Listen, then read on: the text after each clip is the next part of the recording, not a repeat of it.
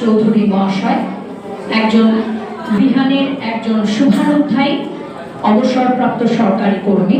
আমি ওনাকে কিছু বলবার জন্য অনুরোধ করব। আজকের দিনে আমরা বা আপনারা সবাই জেনে খুশি হবেন যে অনুপবাবু আজকে একজন অনাথ শিশুর হাতে এই দুর্গাপূজা আসন্ন দুর্গাপূজা উপলক্ষে তার মুখে হাসি ফোটাতে একটি সাইকেল প্রদান করেছেন।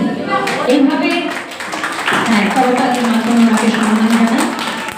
বিহারে যে সমস্ত মানুষেরা যুক্ত রয়েছে তারা কোনো না কোনো ভাবে এই ছোট ছোট ছেলে মেয়েদের মুখে হাসি ফোটাবার জন্য প্রতিনিয়ত তাদের প্রচেষ্টা চালিয়ে যাচ্ছে। আপনারা তাদের আশীর্বাদ করবেন, আমরা এই আশা রাখি। আমি অনুপবাবুকে মঞ্চে আহ্বান জানাচ্ছি, তার কাছ থেকে আমরা কয়েকটি কথা শুনব।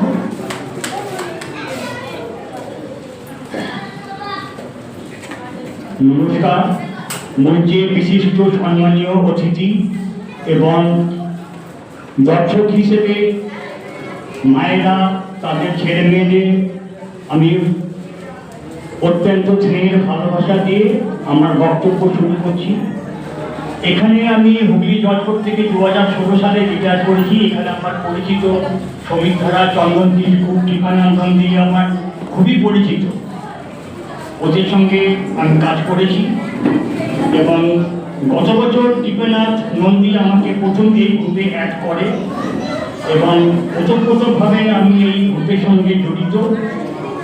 এবং এই বিহানে আমি সবসময় দীর্ঘ আয়ু এবং তাদের ব্রাইটেস্ট প্রসপারিটি আমি উজ্জ্বল ভবিষ্যৎ কামনা করি।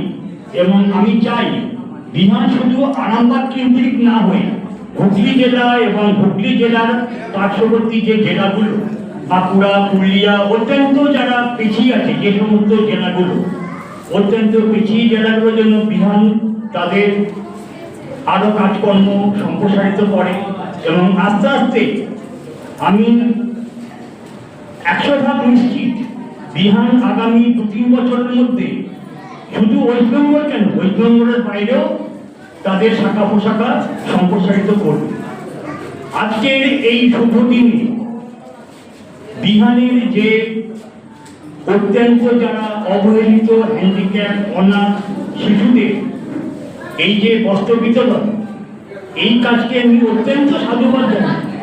গতবার আমি টিফানন্দনদের মুখে শুনেছিলাম প্রায় 400 জনকে দান করা হয়েছিল। এবার এখনো অব্দি আমি যা শুনেছি সেটা 550।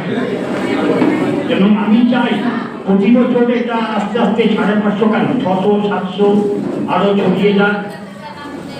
আমি কিন্তু একটা ব্যাপার আপনাদের বলে রাখি, আমার কিন্তু পুজোর সময় আমার কিন্তু ক্ষমতা আছে নতুন জামা কাপড় কেনা, কিন্তু আমি কোনো পুজোতেই নতুন জামা কাপড় পরি না। তার কারণ আমি জানি আমার দেশের প্রায় 70% জনসংখ্যা, 70% লোক অত্যন্ত অবহেলিত, নাচ খায়, তাদের গায়ে জামা কাপড় পরার কিছু নেই। সেই জন্য আমি নিজে আমার ক্ষমতা আছে, আমি পুজোর জামা কাপড় পরবো, তারা বঞ্চিত হবে এটা আমি কখনোই চাই না। এবং আজকে বিহারের এই যে উদ্যোগ, এই উদ্যোগকে আমি অত্যন্ত সাধুবাদ জানাই। এবং আমি চাই সামনের বছর এবং আগামী বছরগুলোতে আরো 1000, 1500, 2000 এবং আশপাশের জেলাগুলো থেকে যারা অত্যন্ত পিছিয়ে আছে সেই সমস্ত অনাথ অবহেলিত শিশুদের মুখে হাসি ফোটা এই কামনা করে বিহানের আমি দীর্ঘায়ু কামনা করে আমার বক্তব্য শেষ করি।